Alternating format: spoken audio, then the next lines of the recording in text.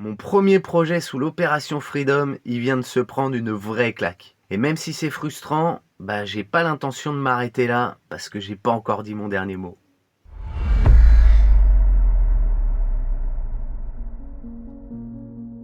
Ça fait maintenant 2 semaines que j'ai lancé la campagne pour ma nouvelle boutique Fluvity. Et en fait, j'avais comme objectif d'attendre que le budget dépensé atteigne les 100 euros. Et ça y est, aujourd'hui on est à 110 euros de dépensés. Donc il est temps de regarder les résultats. Et quand je me suis connecté pour voir tout ça, voilà ce que j'ai trouvé. Aujourd'hui on est à 171 visites, on est à 2 ajouts paniers, 2 paiements atteints et 0 paiement finalisé malheureusement. En tout cas c'est pas des bons signaux, mais on va voir un petit peu plus en détail là où ça aurait pu pêcher un peu quoi. Ce qu'il faut savoir c'est que cette campagne je l'ai lancée avec 3 publicités différentes qui tournaient. Et ce qui est très intéressant, c'est que la pub à laquelle l'algorithme a donné le plus de budget, c'est pas celle qui a les meilleurs signaux de clics. Alors pour parler des résultats qu'a généré cette campagne, on a 3 statistiques importantes. Le taux de clic, c'est simplement combien de personnes ont cliqué sur la publicité. Le CTR, c'est le pourcentage de combien de personnes ont vu la publicité et combien ont cliqué. Donc plus il est élevé, et plus ça veut dire que la publicité elle donne envie de cliquer.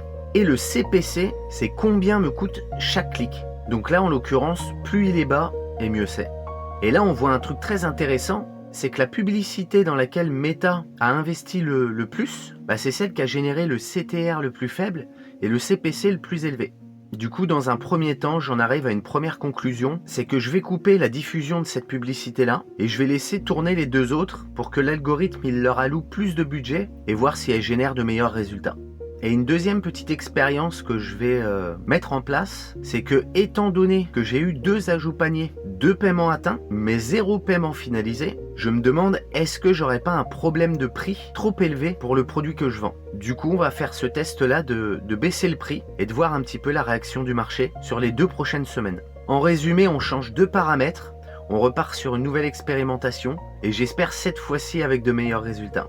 Et justement, en réfléchissant à tout ça, j'ai une pensée assez bizarre et en fait je me suis dit ok, ces dernières années j'ai développé plusieurs projets qui ont tous échoué. Ça m'a permis de développer des compétences et en fait le pire c'est pas d'avoir des projets que j'ai abandonnés, c'est surtout que je sais pas du tout quoi faire des compétences que j'ai acquises en fait. Et là je me suis dit une compétence elle a pas forcément besoin d'être rentable directement pour avoir de la valeur. Tu peux avoir appris à vendre un produit qui échoue, faire du marketing sur une boutique qui fonctionne pas, faire de la création de contenu pour une audience qui décolle pas, mais toutes ces compétences, elles restent en fait. Et le problème, c'est peut-être pas d'avoir appris pour rien, le problème, c'est peut-être de pas avoir encore trouvé où les réutiliser. Et en fait, avec toute cette charge de travail que j'ai avec tous mes projets, je me suis dit quand est-ce que je peux prendre le temps de continuer à me former quoi.